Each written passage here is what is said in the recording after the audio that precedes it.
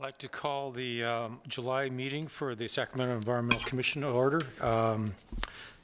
Jill, can you do the roll call, please? Mark Berry, Dr. Anthony DeRigi, Richard Hunn, Here. Diane Kinderman, George Buzz Link, Here. Margie Namba, Here. Laura Nickerson, Here. Eric Rivero Montez, Here. Mark White. Here. We have a quorum. Thank you. Could we have a quick introduction of the commissioners, mainly identifying yourself and who you're representing, starting with you, Buzz, down at the corner? Yeah, my name is Buzz Link. I'm a registered civil engineer. My area of interest is water and power, and I'm a Sacramento County appointee. My name is Mark White. We were in the garbage business recycling, not business, pardon me, helping garbage companies as consultants, recycling and trash, and I represent the county. Eric Rivero Montez, representing the city of Elk Grove. I work for Sacramento Municipal Utility District in the Environmental Services Group, mostly focusing on climate change and greenhouse gas emissions work. I'm Richard Hunn. I'm a consulting environmental planner. I'm appointed by Sacramento County. Marie Wooden, Interim Director for Sacramento County Environmental Management Department, staff to the Commission. Tony DeRigi, representing the city of Sacramento, retired pediatrician from Kaiser Permanente. Margie Namba, I'm a Sacramento County appointee. I work for Granite Construction and I do business development for them. My name is Laura Nickerson. I'm a county appointee. I'm a registered nurse and I'm also a wildlife rehab specialist. Great. Thank you, everybody. We're going to move right on into our main presentation tonight. As kind of a background, we have a topics committee who identified a series of topics that we're going to be addressing over the course of the year, and they raised the matter of what are the environmental impacts associated with growing cannabis here in Sacramento. So it's kind of an interesting spin on things, not just the use of it, but it's just what happens when you grow it and dispense it. So with us tonight is Natasha McClurg. She's with the Environmental Management Department, and she's here to speak to us and make a presentation. Hello, Natasha. Hello. Metro Cable, could you bring up the first presentation? So my name's Natasha McClurg, and I work for Sacramento County Environmental Management, and I'm a member of our cannabis regulation team. There are only a few of us that go out. So this is just an overview of what we've experienced so far, what we're seeing when we're actually out there. Inspections haven't actually started yet. We're still in the education phase, learning the industry ourselves. So this is just where we are. Absolutely.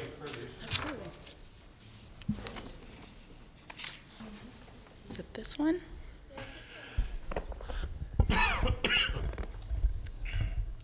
Is that better? Yes, I guess so. Okay. So some of the programs that we just regulate, just an overview of our department. This is the health side. Unfortunately, cannabis is not regulated as a food at this time, so we only regulate it on the compliance side. So some of these programs aren't really applicable at this time. So we're mainly going to be concerned with our hazardous materials generation and storage. Incident response may come into play for illegal honey oil labs and stuff like that. We already have a presence for those. So under hazardous materials, we are the local CUPA for Sac County, so these are the programs that we would regulate under those. So of concern for cannabis industry, we're going to be looking at the first two, so hazardous materials, how they store business plans, reporting such of that information, hazardous waste generation, any waste that they would generate on site, and then again, incident response would come into play again. The other programs wouldn't really apply to the industry at this time. And this is just an overview of the regulation that it gives us the authority to regulate these programs. So just some of the facilities that we see in general, we have distribution facilities, which they're doing the packaging, the dispensing, you got some collectives, brick and mortars, and deliveries. We aren't really inspecting those on an EMD front.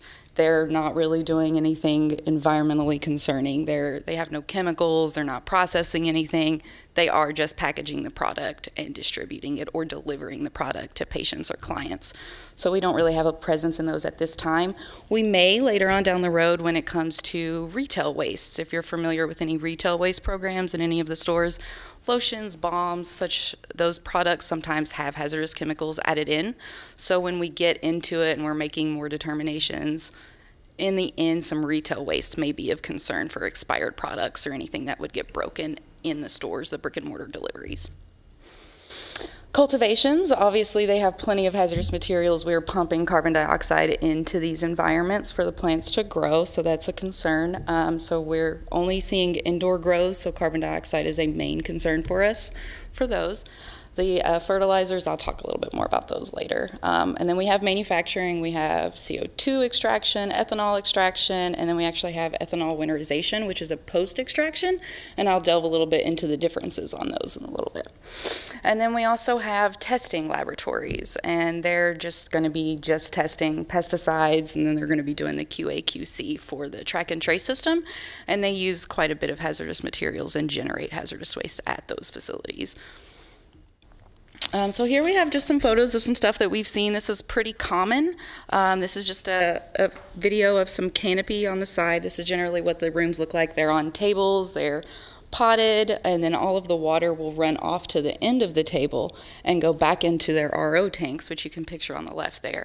And then that water is recycled and reused on site. So they're reusing this water as much as they possibly can. Some discharge permits will come into play if they need to release this water, but that would be a sewer issue, and there's no concern really for that water going into the sewer at this time. And this is just some storage of materials that we've seen so far. So obviously the one in the bottom, we love that one. We've got great secondary containment there. We're preventing spills. We can see everything. We've got cylinders that have some securement there. We're missing some labelings on a couple of the containers. And then we have over on the bags, there's actually some incompatible storage that we came across. Those materials actually weren't compatible with each other. So we've already seen some issues that we actually have had to provide some education on. So these are things that we're seeing in cultivation, and the little small over there is like a testing lab. That's kind of where the waste is being generated for those lab facilities. Distributions, so this just kind of details out the different distributions. The packaging distributors, if they're trimming on site, they will possibly generate a solvent waste from cleaning their materials. This isn't going to be at very many distributions. We're seeing now that is happening mainly at the cultivation sites, but we are aware that that could happen at an even more in-depth level at all of the other facilities, and that is an education. Most of the solvents they're using are coconut oil, olive oil, or isopropyl alcohol, and those all have flammable probabilities, and they will generate a hazardous waste. The brick and mortar deliveries, at this time, they're not using anything. We are open to the possibility that in the future, a delivery service may have a fleet of cars in the future that they may need to maintain on site, and then of course any fleet maintenance, we would be involved with any generation of wastes there. But that would probably be way down the road and just a maybe. And then we have the dispensaries and collectives. They will possibly also do some trimming on site, which will generate the small amounts of solvent waste. And again, the retail waste, it's got a little asterisk there. It's not something that we're looking at right now, but it is something that we do have in the back of our minds that will possibly come up in the future. So cultivators, they have fertilizers, plenty of fertilizers on site. They're using mostly a can of cocoa blend, which it's really just dirt. It's very mild, but we do list it as a low-risk hazard, as most fertilizers that we do require that listing. So it will be added to their business plan if they have more than 500 pounds, so we would like to know where that's stored and how it's stored. And then we've seen one facility that's actually using an agar solution to grow their clones in. And we have only seen that once, and there's still a lot of questions to be asked there, but we're very interested in how that is working and what wastes they may generate from that process. But most of them are going to use the rock wool soil cubes. Those aren't really going to be in reportable quantities. All of that is going to be compostable, so they can compost all of that waste and put it right back into the system. So we have no concerns for waste there either. Where we have concerns are going to be reportable quantities for nutrient additives, carbon dioxide, and pesticides. All of these items are going to be hazardous, so we're concerned about the quantities. Carbon dioxide, it's 1,000 cubic feet, and so far we have not run into a cultivator that is not using that quantity unless they're generating their own within the grow. And then the wastewater, again, we're not really concerned with that. The pH has come out between like a 4 and a 7 on most of the wastewater that we've seen so far. We're only really concerned with pHs below a 2 or above a 12 for hazardous waste. So we really have no concerns for their wastewater coming off of the plants. And they're reusing and recycling this as much as possible. And then they will generate universal waste. So they do have a lot of lights, lots of bulbs. There is a study with SMUD right now doing the LED to see if that is going to be efficient for the industry. It's about a 50-50 what I'm getting so far. Some people think it's going to be great, but plants need certain rays and certain amps and at certain times. So some grows are not willing to switch to LED. So I don't know if that will be something that they can do in the future or not. So manufacturers, so they have a bunch of different kind of manufacturing permits, but so base extraction, they are pulling all of the oil and wax off of the plant. The plant waste is still going to be compostable at this time. So they're using ethanol to do this. They are reclaiming all of their waste product. I have a nice flow chart that I'll show you here in a little bit of how they're doing all of that. And carbon dioxide, they're using that in to pull it off as well, and they put it through a supercritical phase to pull off the different strains of the waxes there. And then the machinery actually does hold some coolant inside their rotovapes and inside of their extraction machines to actually help that CO2 hit that supercritical phase. So any maintenance of their equipment will actually generate a waste at that time. And then, so again, the cannabis plant waste is all compostable. The CO2 extraction, they get some shake when it's left over. We don't really have hazardous concerns there, so that is compostable. However, the ethanol extraction, we do have concerns that the plant waste may be hazardous. We cannot say that at this time. DTSC is in the process of doing a study to see if the fish bioassay test will be effective for this industry. We're having concerns with the BOD levels, which is the biological oxygen demand for the fish to be able to survive the test, to even see if it is hazardous. So at this time, if it is actually a cannabis plant product, we cannot make that determination. So we're on hold at this time, unfortunately. And then, so here are some pictures of the actual extraction machine. This is a CO2 extraction. So there, over in the back left, you can see the canister. The first two cylinders is where the supercritical happens, and then you can see the different phases where they're hitting the different temperatures pulls off the different colors of oils there. And then they are taking these crude oils and further extracting them down. And that bottom little picture, that little tube with the foam around it, that's actually the coolant. So it only holds just like a couple of liters of coolant in the machine, so it's not a great deal of concern. So just a very tiny little bit in there. Post-processing. So post-processing, they're generally using ethanol to do all of this. And they're winterizing the product, and they're pulling out the different things. So they're pulling out the lipids, they're pulling out the waxes, and they're pulling off the oils. They're basically just pulling off all the different types of cannabis products that they can use. So they have filters that they use, these big white filters. When they pour all of it through, all of the lipids go on this filter. They are reclaiming all of the ethanol through every part of this process. So when I show you the waste flow chart, I'll show you where all the reclamation is happening. It'll be a little easier to understand. But the filters, those are going to be hazardous waste. The ethanol is going straight through. Any lipid that they're not going to be able to use, if they can't use that as a product, will have to go as a hazardous waste for the filter as well. And then the machinery again. And then they've got the lipid residue waste stream. So some facilities believe that they can sell this. The cosmetic industry has actually shown interest because it is just lipids and fats, so they believe they can make product out of this. So it's a possibility that they can sell it. If not, we'll have to make a waste stream determination, which again, at this time, we have to wait for that test to see. The same with the paraffin wax. When they get down to the bottom, there's going to be like a paraffin wax that's left over that they can't really do anything with. Now, not every industry is going to, and not every manufacturer is going to generate this. Some just want everything in the plant, and they just throw everything in. They don't pull off the lipids, they don't pull off the fats, they just throw everything in. But not everybody does that. So some people are reaching out to like surfboard wax companies and things like that, so they can actually sell their paraffin wax to them to make waxes out of. So they're really trying to reuse every bit of this process that they possibly can. So hopefully that's something that they can do. If not, that's another waste stream that'll need a determination. And then the sesquiterpenes. I won't get too much into this, but the terpenes are really just for the aroma. They're the flavor and they're the smell right? So the sesquiterpenes, there's about 4 or 5 that some facilities will pull off at the end, and it's like a little powdery white yellow substance. They can't identify those. There's about 4 or 5 that they just cannot identify. They don't know really what they do or how they can make those any better. So people just choose to leave them out sometimes, or sometimes they'll add them back in. So that may be a waste, and it may not be a waste. And so this is just some pictures of the distilling that we see. You've got the rotovape in the middle, and then you've got the distill. That little picture over the left in the beaker, it's really hard to see, but that sesquiterpene residue that you can see in the bottom of that beaker, that's what that is, that little yellow substance. So that's something that some facilities are not going to be able to use.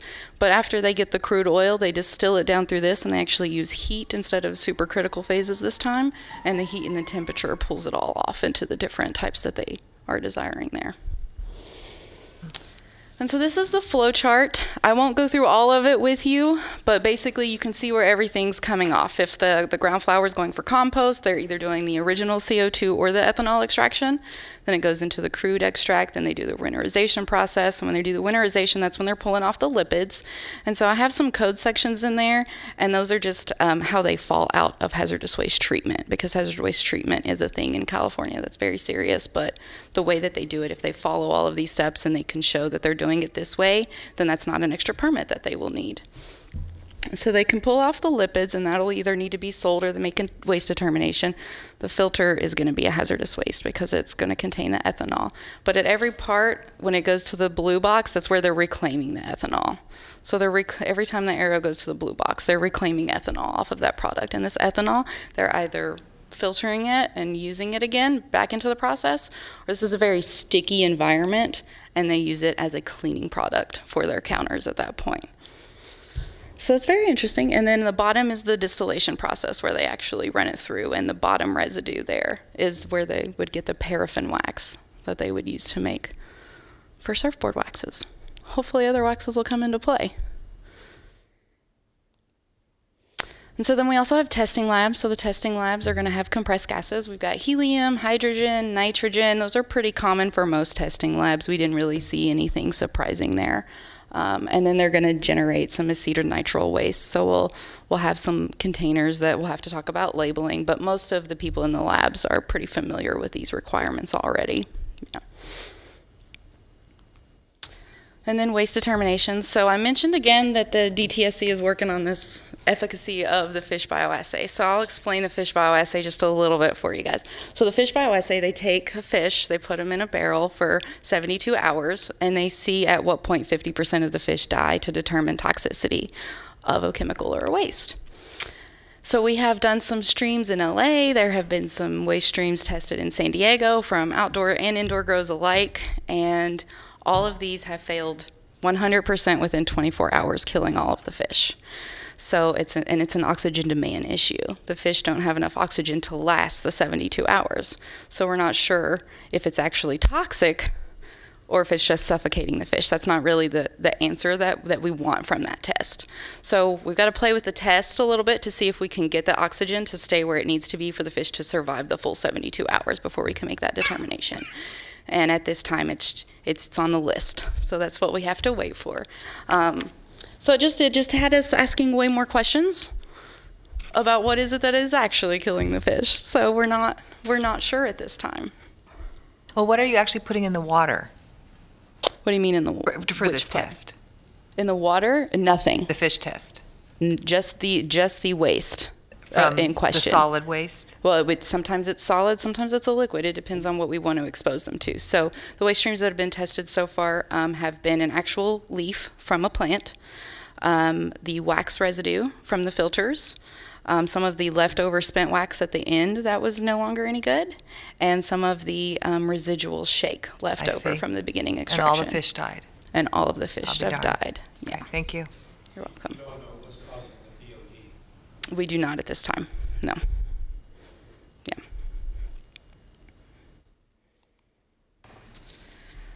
So all of the plant waste is, I think I went backwards. There we go. So the agency cooperation, we've actually kind of nailed it here in Sacramento. I'm really proud of everybody that I've worked with on this. We've worked really hard. But we're working with the City of Sac Code Enforcement. We're working with the City of Ag, county ag, and we're working with city fire as well as the building and planning department, and all of us are just communicating. It's really just about the communication. We're doing this together. So we're a unified front in Sacramento. When we show up to do these inspections or these surveys for these facilities, we just all come together, so we're not overloading them with regulators. We understand that regulation is new to this industry, so we want them to understand that we're not here to just make them go away. We want to teach them the right way to do that so that they can be successful in our county as well. And it's honestly, it's been wonderful. The industry has really loved it. Like, we get questions all the time.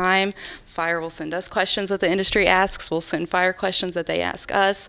It's absolutely wonderful to be able to work this way with a new industry and to just be on the same page. And so far, this is just what EMD has done. So we've got like 20 facilities in so far. And like I said, we're not doing inspections yet. We really want to wait for that waste determination to come in before we're out there saying yes or no on things. So, and we're still learning. We still want them to learn. So we're teaching them just the permitting process before inspections. Hopefully we can do inspections by December. Well, cultivation, we should be able to inspect pretty early, but manufacturing, that'll be one where we just continue to talk with that industry for a while. But there are over 100 plus facilities. I'm not sure where all the numbers went to, but there are over 100 plus facilities that we are aware of that we have not gotten to yet. We have completed 2 outreaches at EMD. We did one in December and then one in January, where we did attempt to reach the industry. We were semi-successful in that, and I believe the county ag is doing one next week. So hopefully we can attend that one as well and outreach the industry again. So moving forward, hopefully we'll be able to do cultivation inspections very soon. I think that'll be something that can happen within the next few months. And then it's really about the education. We're just out there trying to educate the industry as much as possible and have the industry educate us. We're very lucky in Sac County. I've had wonderful chemists for our manufacturers that have asked all the questions necessary, and anytime I have a question for them, they're more than willing to show me how they work the process and how it happens. So that's wonderful. Hopefully the DTSC waste determination will be something that can happen, and then we'll get to manufacturing inspections after that. And then our goal is going to be cannabis industry environmental compliance. Obviously, we want them to be compliant so that they can follow all of the same rules that the rest of the industries have to follow within Sac County. And we will continue to work with Sac City Fire and Code Enforcement, doing surveys, presenting a strong, unified front to the cannabis industry. And we are starting a joint agency complaint response for some of those people that don't necessarily do everything that we ask them when we first come out. And then we're going to go out and joint agent, like ask them, where are you at? So that we can continue our unified front. And then lastly, those retail waste determinations will probably be at the bottom there, but that's something that we'll have to look at. So that's where we are. Great. Thank you very much, Natasha. Thank you. Are there any questions from the commission? Buzz, down at your end. Any questions? Mark, you want? Maybe 200 or 300. First of all, let me just say, the title, Cannabis Regulation in the Weeds, is the best title I think we've ever had. Thank you. I thought it was hilarious. Seems like your whole presentation is based on personal or organizational experience on going out and visiting things, taking pictures of it, and coming to some conclusion based on your own particular agency's responsibilities. Is there any broad studies of this industry that give you the kind of technical background and how things are done, like a best management practice thing? Honestly, it's not really been for cannabis. We didn't have to reinvent the wheel here. We already had the wheel. We are already regulators and inspectors. We already know that we have to go in and ask these questions to find those answers. So I just applied the same wheel that we already have going in Sac County to this industry. Okay. And then going through your slides, you had a slide on the type of facilities and the distributors, for example, were no problem. But excuse me, are there any losses or something like that one would be concerned about? You know, stuff dropping on the floor and getting swept up. That I realize there's money, but there's also so much money. That I have only been in one dispensary that actually had a container where they kept things that dropped or broke or expired or returned, and the container was very, very small. retail waste is a finicky thing. Sometimes you generate retail waste and sometimes you just don't. We have small facilities that we inspect for retail waste that will generate less than 55 gallons a year, and then we have the larger facilities that will generate beyond 500 gallons a year. So it's really depending on the industry, and we're just not seeing a lot of it at this time, which is why it's going to be a concern later on down the road. Okay. You mentioned they're using CO2. Are there any climate impacts from release of that CO2? There are. I'll let Fire talk a little bit about that for the workers, because that's something that they're looking into for the workers being in the environment for CO2. For us, it's a concern as regulators going in. That is a hazard that we have recognized. They are pumping CO2 in this environment that we're going to go in. So we are working on floor gas meters and half-mast respirators for the mold concerns. We are taking our safety into concern. Any concerns from the Air District? From the Air District, not at this time. They're missing a permit opportunity here.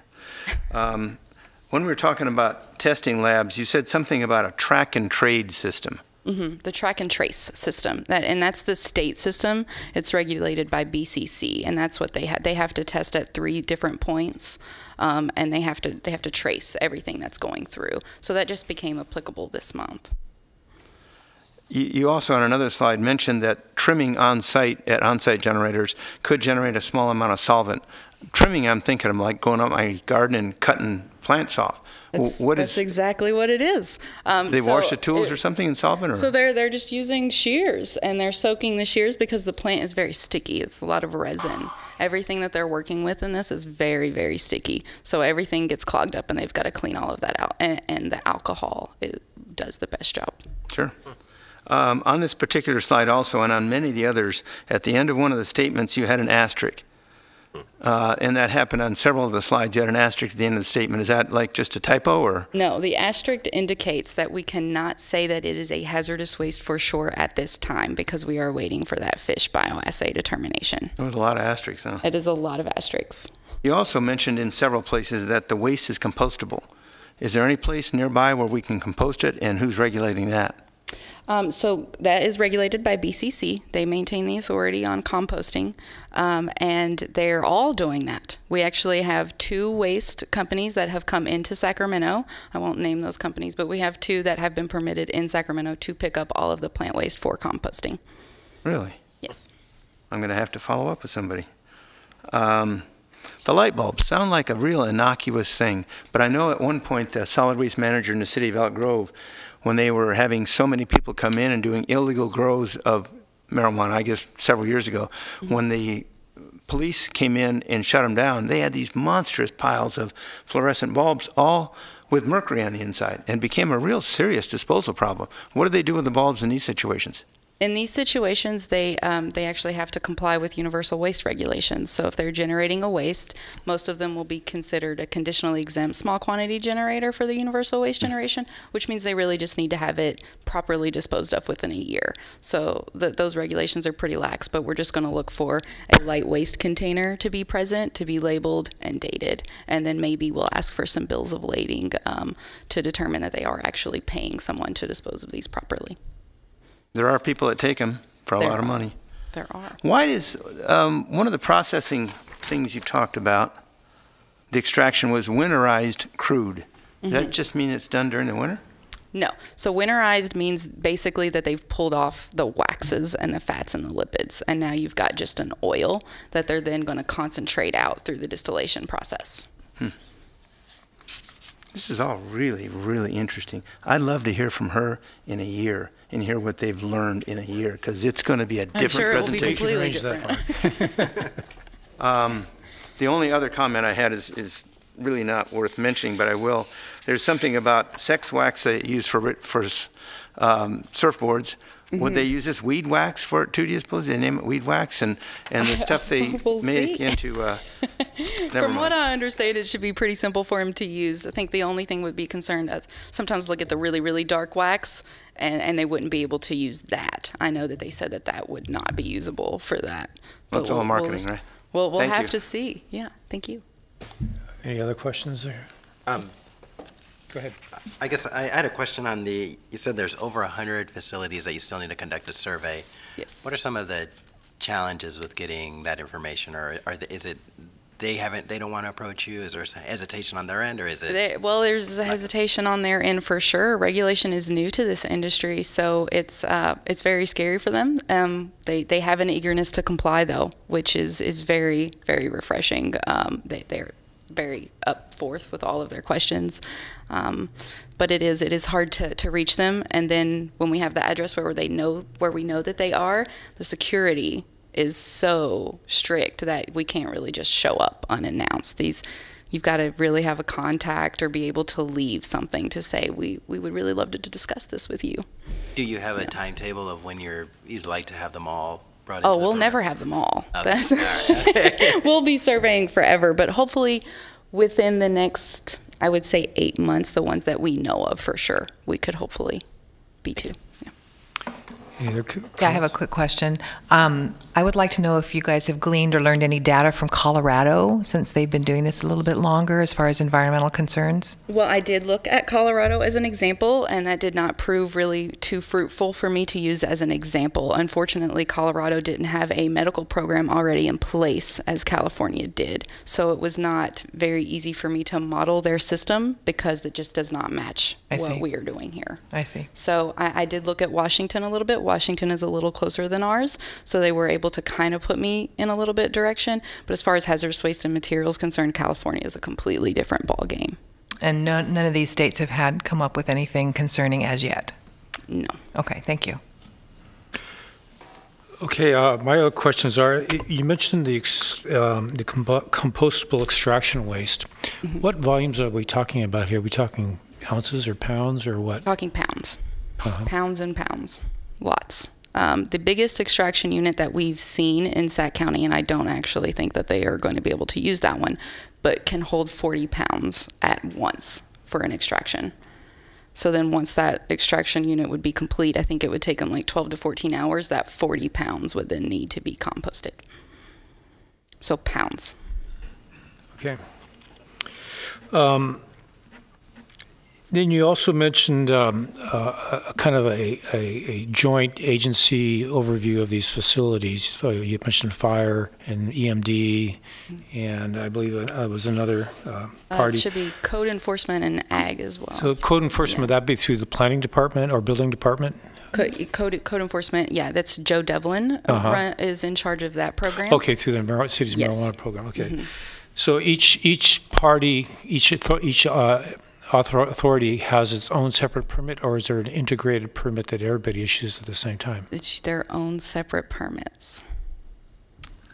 Do you see opportunities for streamlining this? Unfortunately, no, because all of the different agencies come from different regulation and different authorities, and that's really what it pinpoints back to. So we can't really combine without regulation allowing us to do that. Okay, not at this time at least. Not at this time. Okay. Yeah.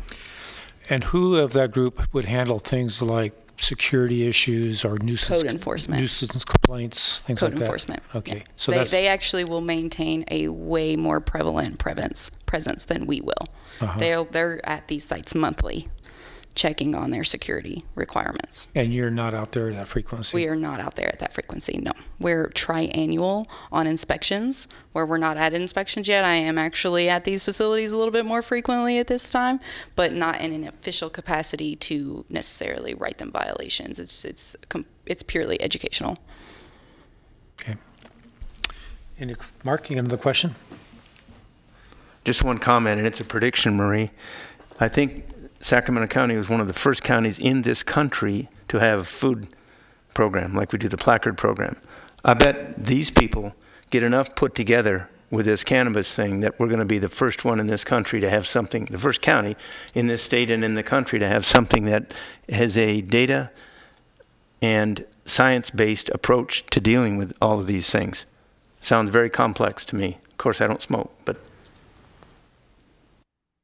Oh, one quick question. So I read that on, with the new regulations on July 1st, that a lot of product had to be thrown away. A lot of product did have to be thrown away. If it didn't go through the track and trace system and do the pesticide testing and didn't meet it by the certain time, then they couldn't use it anymore. Once it enters the system, it's in the system, and they have to follow all of those timetables and those laws. Yeah, so I read, So what happened? Do you have to regulate that disposal? Well, at this time, I can't. Oh, it's Because of the DTSC waste Oh. determination. I can't go in and say that something that contains purely cannabis that we've done no testing on I get it. Okay. is a hazardous waste. Thank you.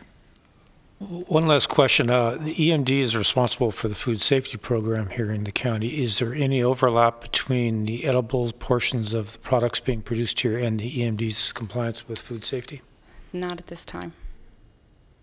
So unless they're actually cooking with the products, then you have no authority over that. Correct. Okay. Any other questions? No. Well, Natasha, thank you very much. That was a very informative presentation. We Well, thank appreciate you for it. your time. Yeah. Ken, are you going to make a statement to us? This is Ken Kwong with the City of Sacramento's Fire Prevention Officer.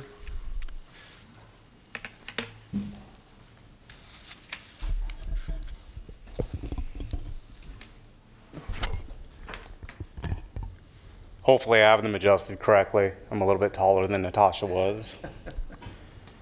Metro Cable, could you pull up presentation number 2? Thank you. My name is Ken Kwong. I'm a fire prevention officer with the Sacramento Fire Department. I am also one of our cannabis inspectors, and I'm assigned to our fire code enforcement unit.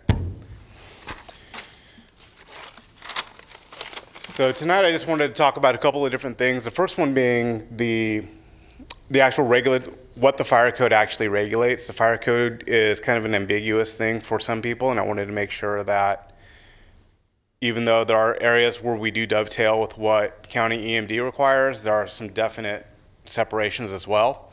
Wanted to talk about some of the fire code related issues that we have just with the cannabis industry as a whole, whether it's manufacturing, cultivation, testing, and finally I'll touch a little bit on, when we get to the cultivations, or excuse me, the extraction, I'll touch a little bit on the volatile versus non-volatile extraction methodology.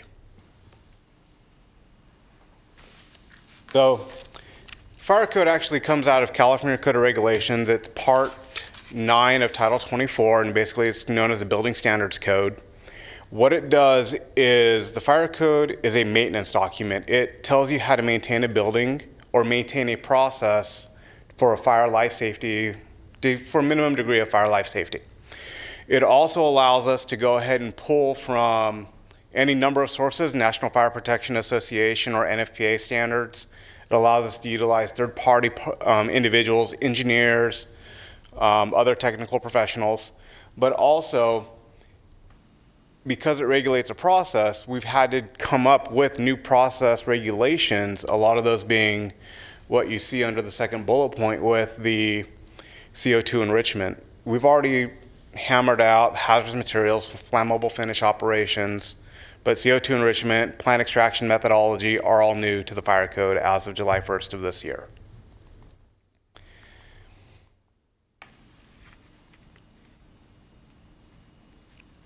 Some of the hazards that we run into on cultivation sites, and the cultivation, think of a large greenhouse or a small greenhouse. The largest one I've been in is the size of the room.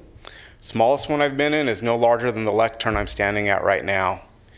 And they all have the same issues. They all have electrical issues, lighting, extension cords, the high pressure lights, high pressure sodium or metal halide lights that they use a high intensity discharge. They're under pressure. If that glass gets bumped while the bulb is lit, the bulb can actually explode, which poses an ignition hazard. We have structural issues. A lot of these rooms get built without regard for proper permitting, proper codes. So what ends up happening is you might have a single 2x4 stud that's holding up a span of 18 feet on either side. I'm not a structural guy, but that just doesn't seem too safe to me. You also have people who are hanging things. It's called an external load. So a lot of the CO2 enrichment systems are held on these beams. The lights are suspended from these beams. And those beams may not be actually calculated to support that imposed load. We also have things like humidifiers to help maintain a given percentage in the room, carbon filtration for odor control, and the list kind of goes on. The CO2 enrichment issue for us is also a big concern. We were seeing it one of two ways, either by use of natural gas or propane burners, or by direct piping of CO2 gas from either large stationary tanks or portable cylinders through a piping network for discharge into the room. And also, as well, we have the ubiquitous hazardous materials use, storage, and handling, which in this industry, a lot of it is for indoor cultivation, leads down to sulfur, fungicides, some insecticides, and some of the hydroponic chemicals are also quasi fall into the hazardous category.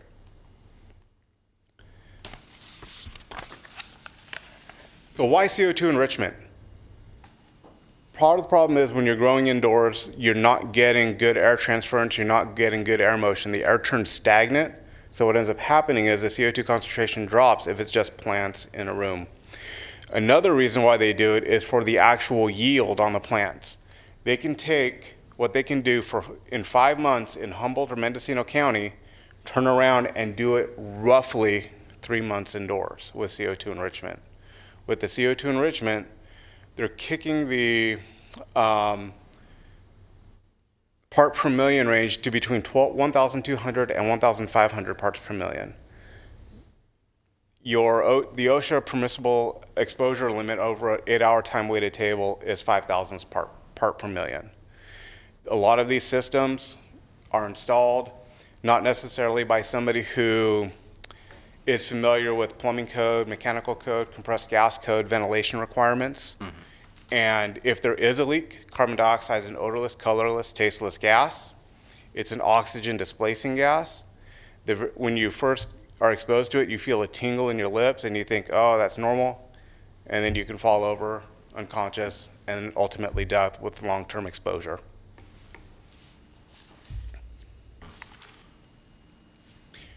Now, in Chapter 53 of the 2016 Fire Code, there are requirements for bulk CO2, or excuse me, CO2 enrichment systems.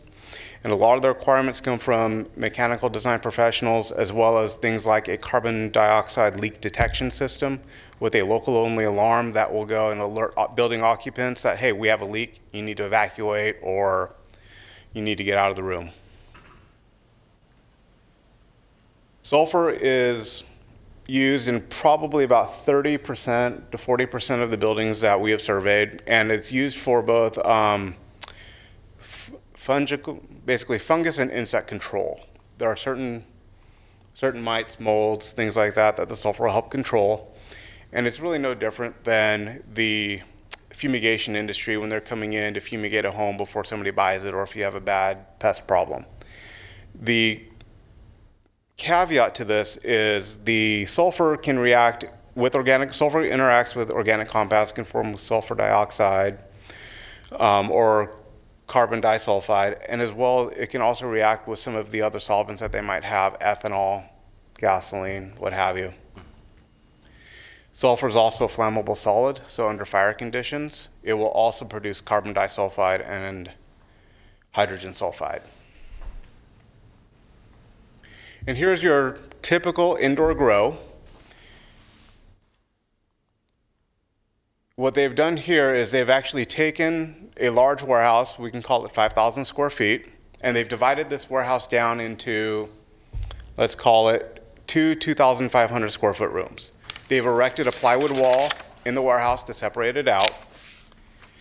They have constructed a ceiling, and that ceiling is nothing more than 2x6 2x4s, or excuse me, 2x6 stud with a tarp or visqueen plastic ceiling. And that ceiling serves as the top membrane to keep the carbon dioxide, oxygen, the humidity, everything that those plants need to survive in place. We have a CO2 generator, which is that square box that's hanging roughly on the right third of your page. And a couple problems with the CO2 generators is, like I mentioned before, they're either propane or natural gas. But the other problem is that none of these that we have seen have been listed for indoor use. Everything is being used as outdoor use indoors. And finally, we have the high pressure lighting. In some locations, the high pressure lighting is set up on a truss style system to where it can be raised and lowered in accordance with how high the plants are, so the plants receive the full amount of the spectrum. In other instances, they're suspended just as you see here. Sometimes the lights are no higher than my head and I'm 6 feet tall. Other times they're waist height on me, which is about 30 inches.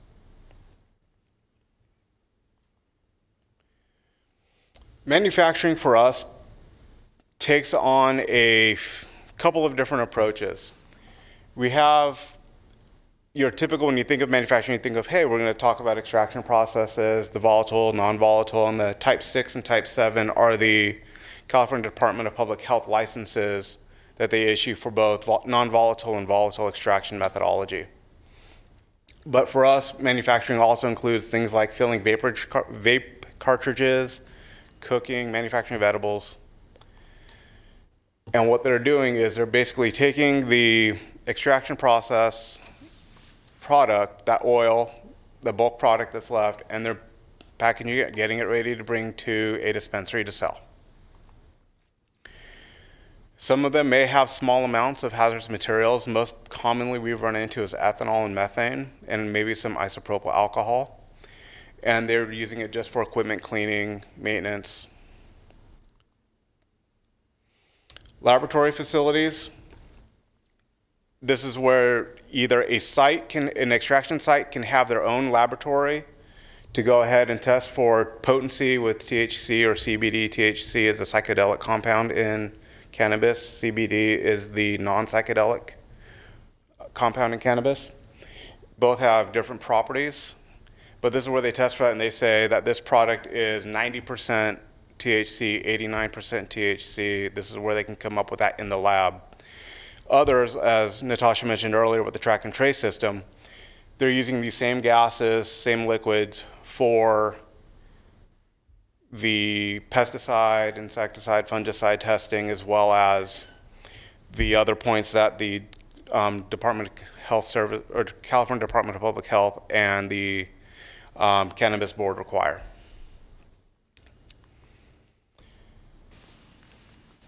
With the hydrogen comes special hazards. Hydrogen is a flammable gas. One of the things that we have to look at is there a hydrogen system or hydrogen detection system installed? Very similar to a carbon dioxide detection system. Need to make sure that we have local alarms for when thresholds reach a percentage of the lower explosive limit so everybody can get out. I believe while the lower level can be set, usually it's 10%. We have one lab that we have officially signed off. And I believe we were set that at 10%. Here's an example of an extraction facility. This is a CO2 extractor. Both, in fact, the machine on the left side of the page, the black one facing the edge, and as well as the green one, are both two different types of CO2 extraction equipment. It's not uncommon to see multiple sets of multiple machines, which also means multiple tanks of CO2.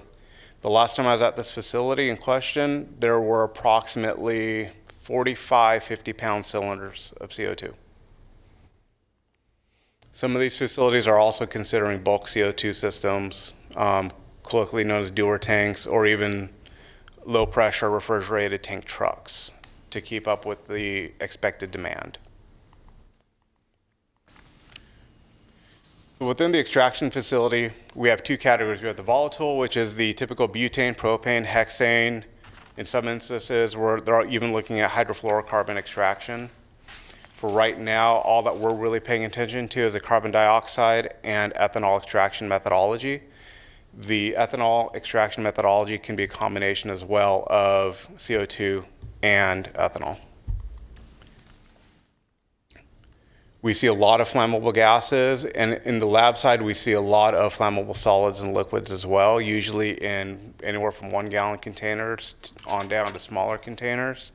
But the gases represent the highest hazard for us.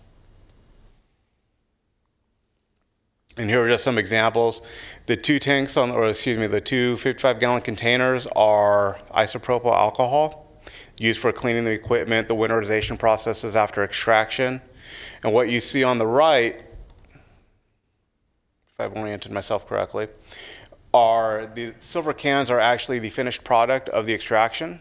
The wax is the distillate that they use, and then the beakers that you see have just come off either rotovapes or short path distillation equipment, and they are actually have cleaned them up, but they're actually looking at the terpenes, as well as the plant matter that has come off it as well, the chlorophyll and other byproducts. We see pressures on a lot of the extraction equipment in the 2,000 to 8,000 pound range. Some go as high as 10,000 pounds per square inch. On the whole, none of the equipment is UL, FM, or other regulatory listed. Their components can be listed. They can follow best manufacturing practices within an industry, as in the National Fire Protection Association's boiler manufacturing standard, but the pressure vessels themselves have not been tested to a UL or FM or other testing listing laboratory standard. Now there is a new chapter in the California Fire Code which went into effect on July 1st. It's Chapter 38. It is titled Plant Extraction.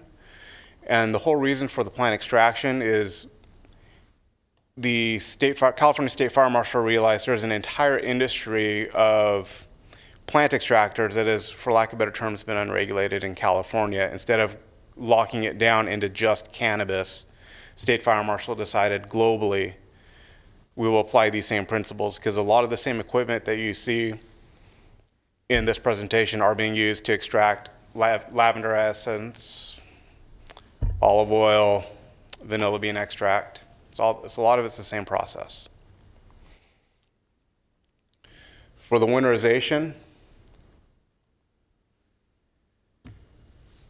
what they do is they take that wax that first comes out of the extraction process, they mix it with ethanol, and it goes into a, for lack of better terms, a laboratory grade freezer unit, chilled well below freezing point, and that's supposed to separate a lot of the waxes out, as Natasha explained. Then, as they go and they spin it through a rotovap, short path distillation, they end up reclaiming most of the ethanol, so there's in reality very little waste from this aspect of it.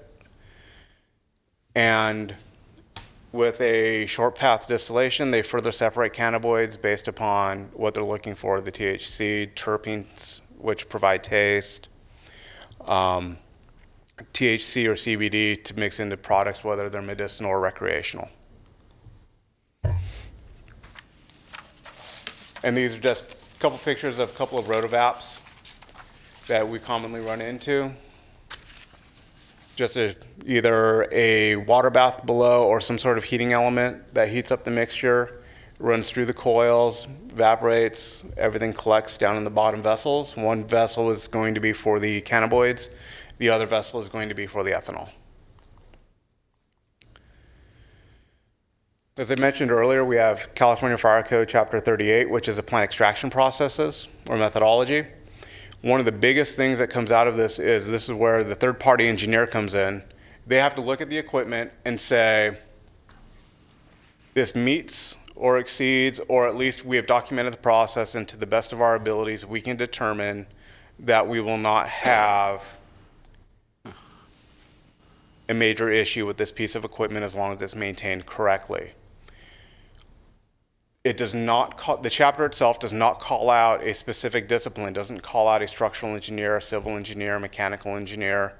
However, locally, we have required, the Sacramento Fire Department has required either a fire protection engineer or a mechanical engineer take a look at the equipment, sign off on it, and say, yes, it meets 14 bullet points. A lot of bullet points that go into that technical report, and they're looking at everything from the manufacturer, how it's put together, or the materials that are being used. It's going into the typical cover page stuff of who put it together, who's done the process review, the methodology, what are all these components. Even on the most basic piece of extraction equipment, I've seen enough components when you get down to the individual fittings, couplers, tubing, that these engineers are going to put in a lot of work to make sure that each piece of equipment is rated for the pressures that they're processing through.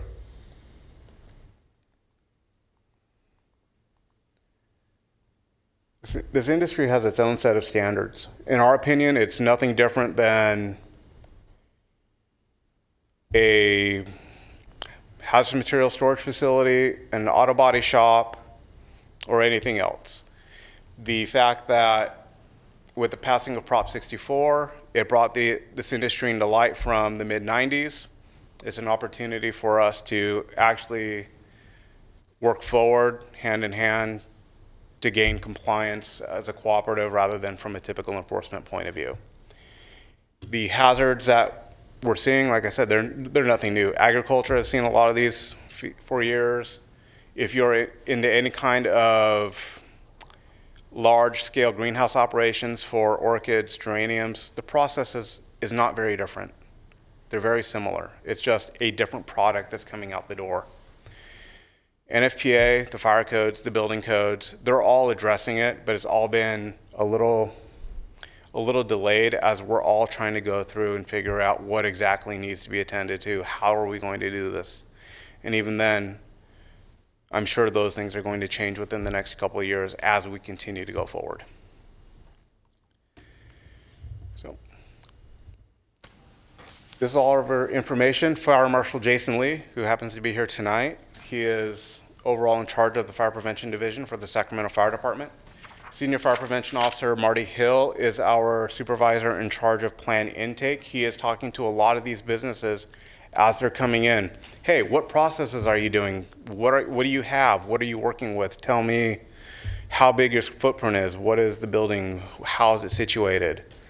My supervisor, Senior Fire Prevention Officer Elizabeth McDowell, oversees fire code enforcement as well as a cannabis inspection unit. And myself and Matt Dutcher are her two field officers. Thank you, Ken. That was a great presentation. The one good question I have to come off the top of my head is, like for the equipment that you're talking about, the CO2 extraction systems, where they seem to be kind of being made, custom made by each facility, and you're having to go through a rigorous testing process for every component. Do you see that becoming more standardized over the future, where they'll start adopting known equipment and components that can be used and take it off the shelf? I do. In a lot of instances, these facilities are using established manufacturers of extraction equipment. And my understanding in one of the facilities that I talked to, as well as one of the manufacturers of the equipment, is that they're actually pursuing UL and FM listings for the equipment overall. It's an expensive and timely process. My belief is that Chapter 38 was meant as a stopgap until the listings could come into place to ensure a better degree of public safety. This at least provides us a minimum. Now, in looking at the pictures you showed where you have a variety of chemicals and hazardous materials, I assume that all these are all documented in the facility's hazardous business plan. Is that what it's called? That's not my. Yes. So yeah, this is where the fire department and county environmental kind of dovetail with each other. The fire department requires a hazardous materials inventory statement as well as a hazardous materials management plan. The county requires what's called a hazardous materials business plan, and they're almost the same document. So yes, we do have those documented on our site or on site. They have a material safety data sheet binder. We look at, very similar to what environmental looks at with storage of materials, use of the material, handling of the material.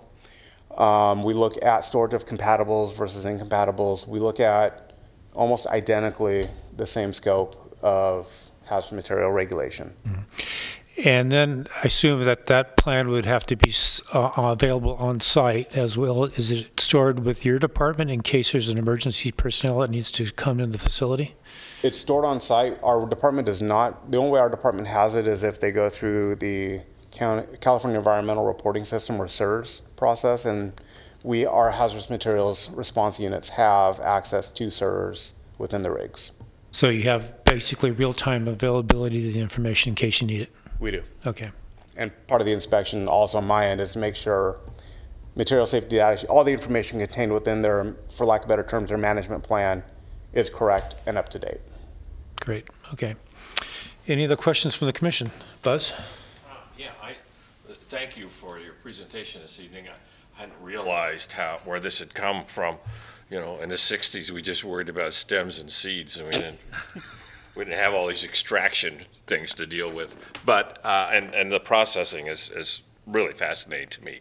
I just wanted to ask a question regarding what did you call it? The photograph you have of the plants growing. You talked about the ceiling, and then you talked about high pressure lighting. And I'm assuming you're talking those are high pressure sodium lights. Is that what those are? High pressure sodium is generally what's used for the color spectrum. Are they used because of the color spectrum? I mean, is it they're more, the plants respond to that light better than some other source of lighting? My understanding is that the color spectrum of the high pressure sodium mimics both sunrise to approximately mid-morning to late afternoon sunset spectrums. In some operations, you'll actually see a mixture of the high pressure sodium, which is that kind of orangish pink light, as well as metal halide, which is kind of that bright arc blue, which would mimic more of that midday sun. Gotcha. Okay.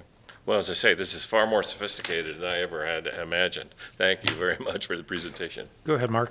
So this seems to me like a bunch of folks out there with a shovel digging in the field somewhere, planting this stuff and making money. And you guys are doing a wonderful job. No criticism implied in any way.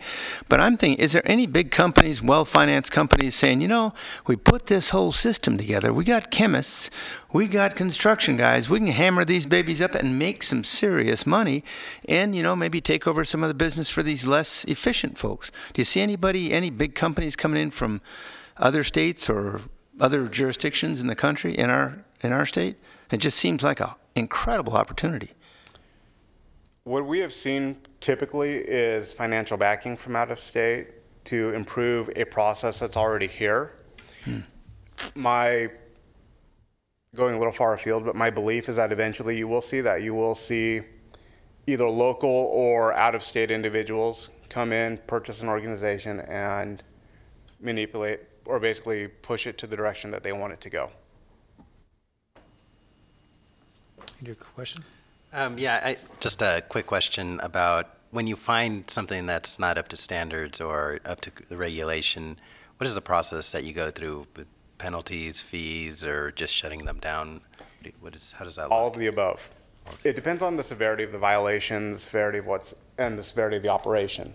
If it's a typical housekeeping issue, extension cords, unpermitted work, as long as it's not deemed hazardous, maybe a little bit of improper use, storage, or handling of a hazardous material, there's a correction notice that's issued, and basically it's for lack of better terms, think of it like a traffic citation for speeding. I'm counseling you, I'll be back in X amount of time to see how things are going, to see if you fixed it. If it's an egregious violation or I've made the decision that this is a imminent life safety hazard, whether through quantities of material on site, the handling practices that I'm witnessing on site, use handling, we can issue a stop work order to cease operations for a specific process or for the entire building. Okay. Thank you. Marjorie? Thank you for your presentation. It's very good. I was wondering, how many of these places have you seen blow up or have fires in them? Extraction facilities or cultivation? Either. On the illegal extraction side, where they're using butane, quite a bit. We've seen quite a number of those, and a lot of it has to do with the properties of butane and the explosive limit of butane. As far as an actual bona fide cultivation or extraction facility, I don't know of any within the city of Sacramento that have had a fire or an explosion. Okay, thank you very much. You're welcome. I think I just wanted to know one thing, based on a question you asked earlier, Mark, was the volume of carbon dioxide that's generated. It looks like there's tons of CO2 being generated here at various facilities over the course of a year. And if you multiply that by the number of facilities either generating CO2 on site or bringing it in bottles, we're talking a lot, yes. Correct? So I think that's an issue that we may want to give a little more thought. I don't know what it means to Sacramento County, but it's definitely a climate changing footprint. It would seem to me like an air district issue, but the California Air Resources Board doesn't miss these kinds of opportunities. So if this was a significant issue, they would be all over it. But still, they're in small quantities might be the issue. I mean, I think the quantity. Yeah, we're not talking volumes like a jet airplane or anything. Yeah, no, I know. Yeah. But even small quantities, that's a district problem. Sure. Yeah, that's kind of the issue. Yeah. I don't know. I think that's a really interesting question, the climate effects. But you're probably right, Eric. It's probably all to do with the amount. So thank you, Ken. Appreciate your time here. And same with you, Natasha. Thank you for coming to us tonight. This is a very good presentation.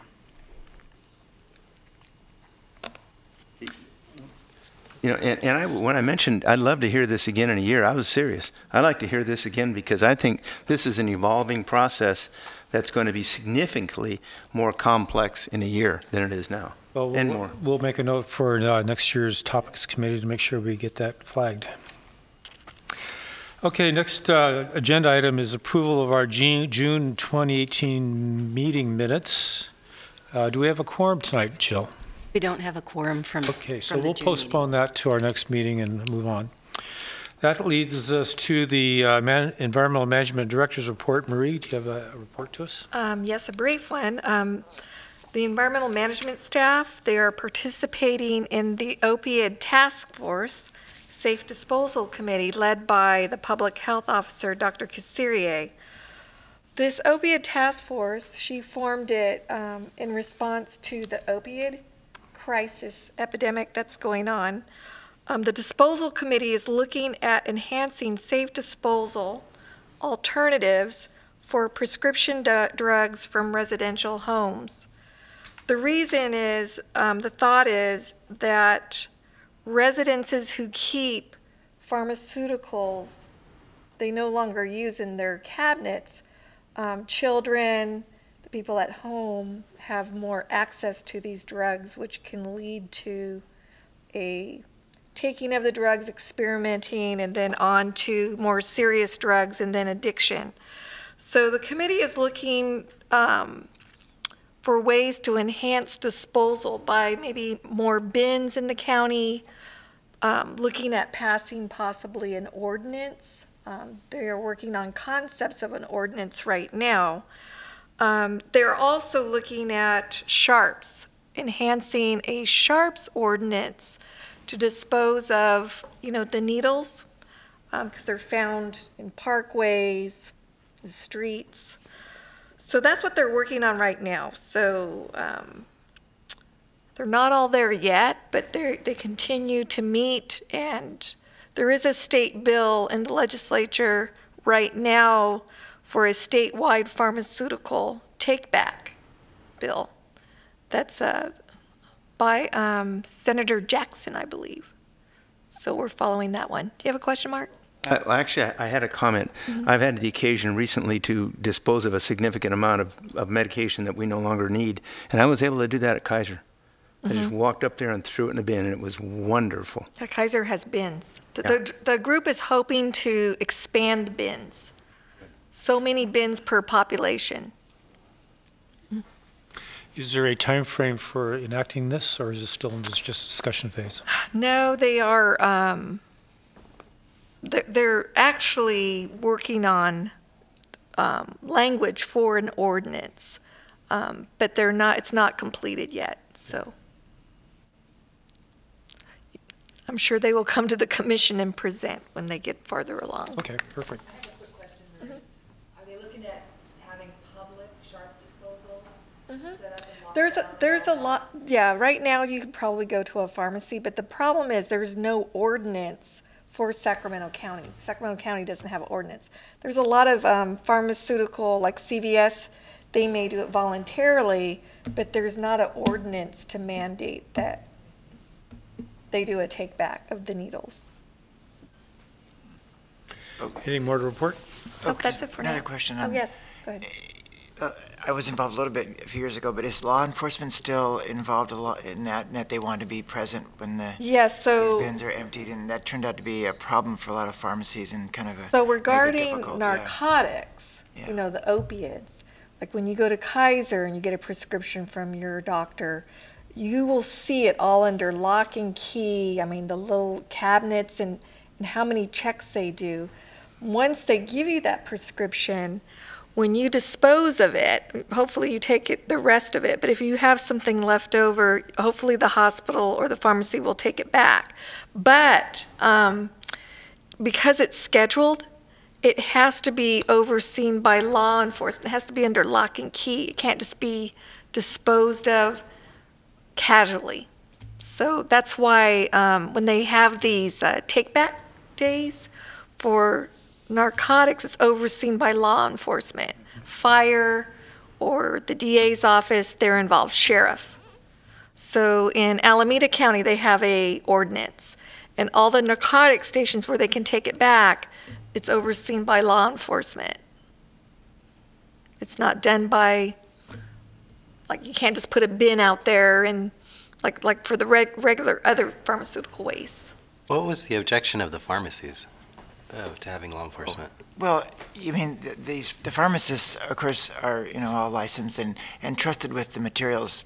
Well, they're storing large amounts of narcotics, and so then when they come back, it is kind of some of the places require a sheriff to be present when the pharmacist opens this bin that has so that's really a big a big requirement and difficulty for a pharmacy. Yeah, and you wonder why.